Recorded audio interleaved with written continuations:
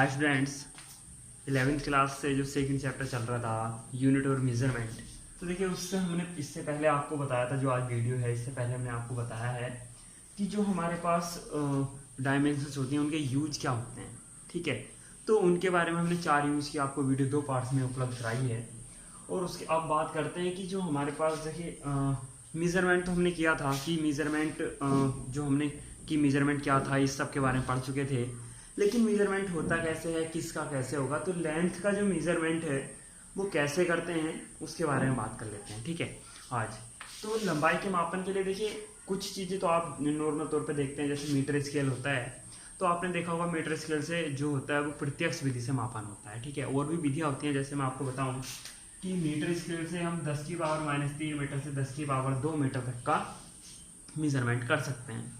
ठीक है, जो हमारा वर्नियर कैलिपर्स होता है उससे 10⁻⁴ मीटर तक का यथार्थ हम क्या कर सकते हैं, मापन कर सकते हैं। या स्क्रू गेज या पेच मापी, गोलाई मापी या स्पैरोमीटर से हम कर सकते हैं 10⁻⁵ मीटर का। लेकिन अगर इससे छोटी दूरियों की बात करने लगे हम, तो उसमें क्या करना पड़ता है, हमें कोई और अदर विधियों का यूज करना पड़ता है, या इससे बहुत ज़्यादा बड़ी दूरियों का यूज जो पैमाइश होती है, जो मेजरमेंट होगा उनके लिए अलग विधियों का यूज करना पड़ता है। ठीक है, तो बात कर लेते हैं पहले जो छोटी दूरियों की होती है कि जब छोटी दूरियां हों हमारे पास, तो उनका कैसे साइज वगैरह नापा जाता है। जैसा अणु का आकार होता है, तो मैं आपको बताऊं लगभग 10⁻⁻⁹ या 10⁻⁻10 मीटर की कोटि का माना जाता है। ठीक है, 10⁻⁻10 मीटर की कोटि का मापा जाता है या माना जाता है जो अणु का आकार होता है, साइज होता है। ठीक है, तो देखिए सबसे पहले बात करते हैं हम कि पेज मापी द्वारा तो इन चीज़ों को हम क्या कर सकते हैं, आप ये समझ सकते हैं कि पेज मापी द्वारा तो इसका कोई हम छोटी दूरियों का मापन कर नहीं सकते हैं। ठीक है, जैसे अणु वगैरह को देख के। लेकिन अब हम बात करें सूक्ष्मदर्शियों की, जो प्रकाशिकी यंत्र होते हैं, हम उनका भी यूज नहीं कर सकते। और उनका यूज क्यों नहीं कर सकते उसके बारे में भी बताने वाला हूँ। देखिए जो सूक्ष्मदर्शी वगैरह होते हैं उनके लिए हमें दृश्य प्रकाश चाहिए होता है। कौन सा प्रकाश चाहिए होता है? दृश्य प्रकाश चाहिए होता है, जिसकी जो वेवलेंथ होती है वो होती है, जो सीमा होती है वो 4000 एंगस्ट्रॉम से 7000 एंगस्ट्रॉम तक होती है। ठीक है, यानी केवल ये इसी एंगस्ट्रॉम के बीच में क्या कर सकती है, विभेदन कर सकती है, इससे ज़्यादा कम में नहीं कर सकती।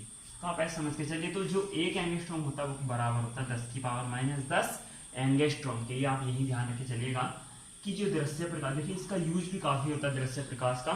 तो इसके लिए आप ये इसकी लेंथ याद रखिएगा, वेवलेंथ की कहाँ से कहाँ तक होती है, आपको यूजफुल होगी। तो दृश्य प्रकाश की जो वेवलेंथ होती है वो 4000 एंगस्ट्रॉम से 7000 एंगस्ट्रॉम तक होती है। और एक एंगस्ट्रॉम जो होता है वो 10⁻⁻10 मीटर की कोटि का होता है। ये आपका एक नंबर का ऑप्शनल क्वेश्चन भी है, या तो आप ऑब्जेक्टिव क्वेश्चन समझ के चलिए इसको, या एक fill in the blanks type समझ के चलिए। ठीक है, तो अब देखिए दृश्य प्रकाश का तो अब यूज कर नहीं सकते हैं, यानी जो प्रकाशिक यंत्र होते हैं उनका यूज नहीं कर सकते छोटी चीज़ों को मापने के लिए। तो अब क्या कर सकते हैं, तो ऐसी चीज़ आती है, अब इलेक्ट्रॉन पुंज का प्रयोग किया जा सकता है। ठीक है, यानी जो बहुत छोटी दूरियां होती हैं उनको मापने के लिए क्या किया जा सकता है, इलेक्ट्रॉन पुंज का लगभग प्रयोग किया जा सकता है। और इलेक्ट्रॉन पुंज देखिए इससे जो इसको कंट्रोल किया जाता है वो कैसे किया जाता है, जो अधिकल्पित इलेक्ट्रिक फील्ड और मैग्नेटिक फील्ड होता है उससे इनको कंट्रोल किया जाता है, या इसको इफेक्टिव किया जा सकता है। ठीक है, और जो ये इलेक्ट्रॉन पुंज है, जो इलेक्ट्रॉन गन टाइप होती हैं, ये किस तरह से काम करती हैं, ये जो होती हैं, ये किस बेस पर होती हैं, तो ये बताती हैं कि जो इलेक्ट्रॉन होता है वो वेव के रूप में भी कार्य करता है, यानी जो इलेक्ट्रॉन है वो एक वेव के रूप में भी चलता है। ये आप इसके बारे में जो डिटेल आप मैं बता रहा हूँ, इलेक्ट्रॉन गन या इलेक्ट्रॉन वेव होते हैं, या जो कण होता है या प्रकाश होता है वो द्वैत प्रकृति रखता है, या डबल नेचर होती है उसकी, कण की, वेव की, इस तरीके से, तो वो सब आप 12th में है इसके बारे में डिटेल से काफ़ी ज़्यादा। तो एक पूरा का पूरा चैप्टर है इस बेस पे, आप वहाँ इसके बारे में पढ़ेंगे। फिलहाल तो मैं आपको बता रहा हूँ कि इलेक्ट्रॉन एक वेव के रूप में कार्य भी करता है, यानी इलेक्ट्रॉन एक वेव के रूप में भी चलता है। ठीक है, अब देखिए आगे आगे जैसे इस इलेक्ट्रॉन तरंगों का पुंज का ज़्यादा यूज होता गया, तो उसके बाद एक तो जो सिस्टम बना तो वो 0.6 एंगस्ट्रॉम को भी माप सकता था। ठीक है, 0.6 एंगस्ट्रॉम की जो दूरी होती है। ठीक है, तो अब उसके बाद देखिए जो ये है सूक्ष्मदर्शी, ये क्या करती है, एक एंगस्ट्रॉम तक का विभेदन कर सकती है, एक एंगस्ट्रॉम तक का विभेदन कर सकते हैं। यानी इसका मतलब इससे एक एंगस्ट्रॉम तक की जो दूरी होती है उसका भी मापन किया जा सकता है। ठीक है, तो ये था छोटी दूरी मापने के लिए। देखिए आपके में जो आपकी बुक है उसमें एक विधि भी दे रखी है, तो उस विधि को आप अगर पढ़ेंगे इसमें छोटी दूरी के मापन में, तो उससे थोड़ा आपको समझ में आ जाएगा कि हाँ अणु का साइज और कैसे मापा जा सकता है। तो आप उसको पढ़ लीजिएगा, बाकी जो डिटेल्स है वो मैंने आपको बता दी, ठीक है। और इससे ये देखिए एक ये तो केवल हम एक मेथड बता रहे हैं कि हाँ जब ज़्यादा छोटी दूरी होती है उनके लिए कैसे कैसे क्या चीज़ यूज कर सकते हैं।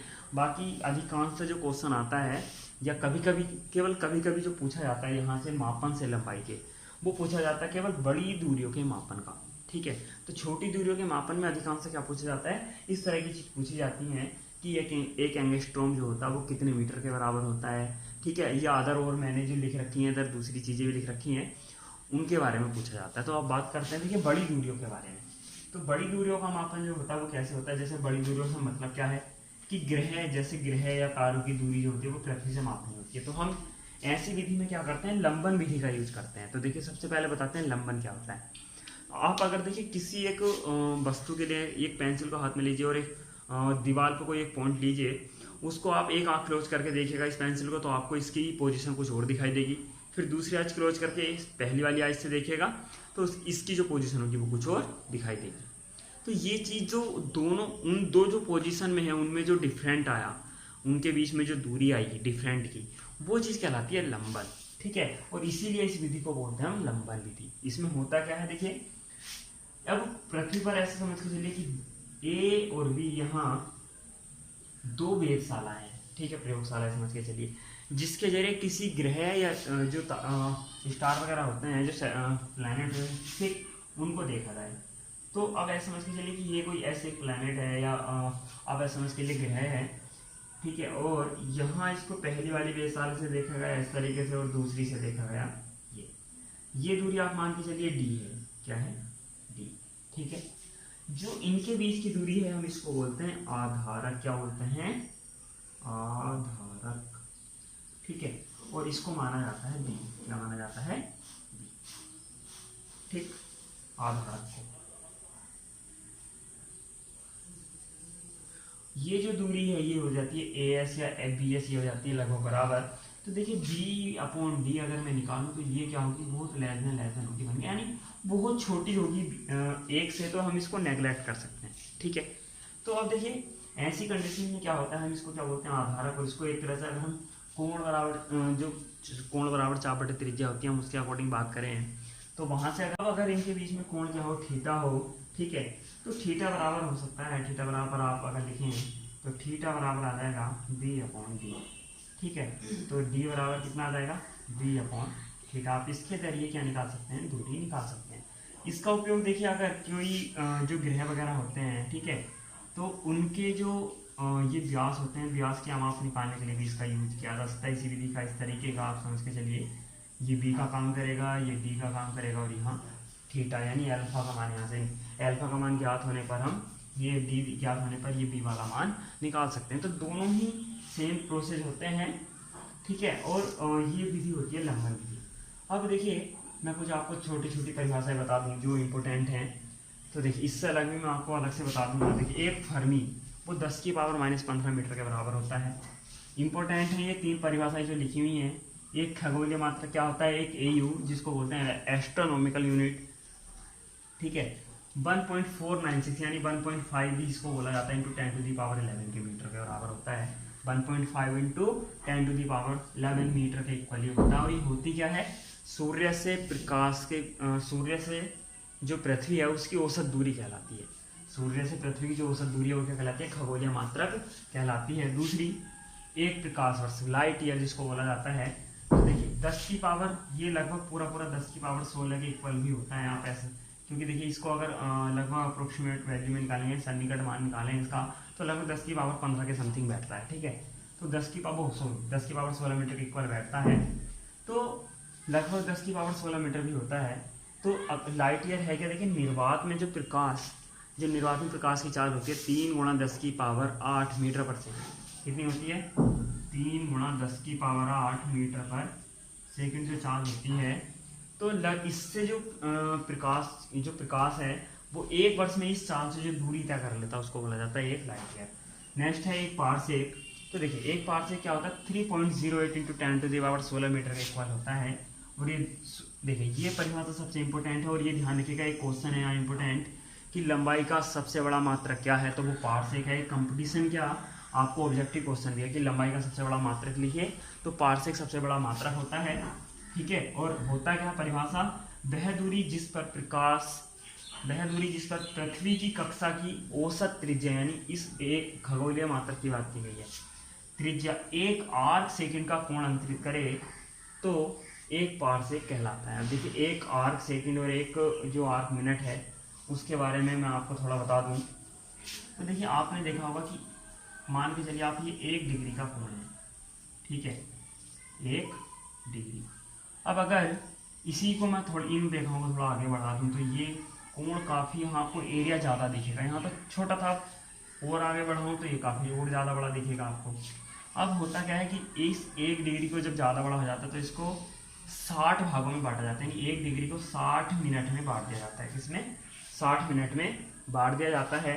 तो जो 1 डिग्री है इसको 60 मिनट में जो हम ये छोटे छोटे अभी 60 भाग प्राप्त होंगे तो एक भाग 1 आर्क मिनट कहलाता है। क्या कहलाता है? आर्क मिनट कहलाता है, ठीक है।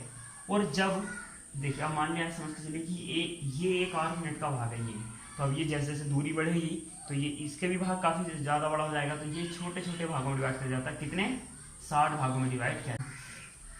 देखिए अब जो 1 आर्क मिनट होती है तो 1 आर्क मिनट में क्या होता है, 60 भाग होते हैं ये, तो इन एक भाग को 1 सेकंड बोला जाता है। तो यानी 1 आर्क मिनट में जो 1 आर्क मिनट है, ठीक है, ये 60 आर्क सेकंड के बराबर होता है, ठीक है, यानी 60 भागों के बराबर होता है। तो एक भाग को आर्क सेकंड बोला जाता है, ठीक है। तो यानी 1 डिग्री का बहुत आप समझ सकते हैं कौन सा भाग होगा, निकाल लेना, उससे निकल जाएगा, ठीक है। तो 1 डिग्री में होती है 60 मिनट और 1 मिनट में होते हैं 60 आर्क सेकंड, ठीक है, ठीक है। अब देखिए ये तो हुआ इतना। अब देखिए अब मैं बोल रहा हूँ तो आप ऐसे लिख लीजिएगा, एक नैनोमीटर में 10 की पावर -9 मीटर होते हैं एक नैनो में, ठीक है। एक जो माइक्रो होता है म्यू होता है उसमें 10 की पावर -6 होते हैं। एक मेगा में 10 की पावर +6 होते हैं। एक मिली में 10 की पावर -3 मीटर होते हैं, ठीक है।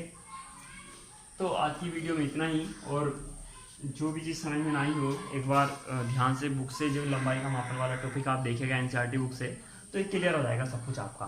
तो थैंक यू फॉर वॉचिंग और आई होप कि आपको समझ में आया हो।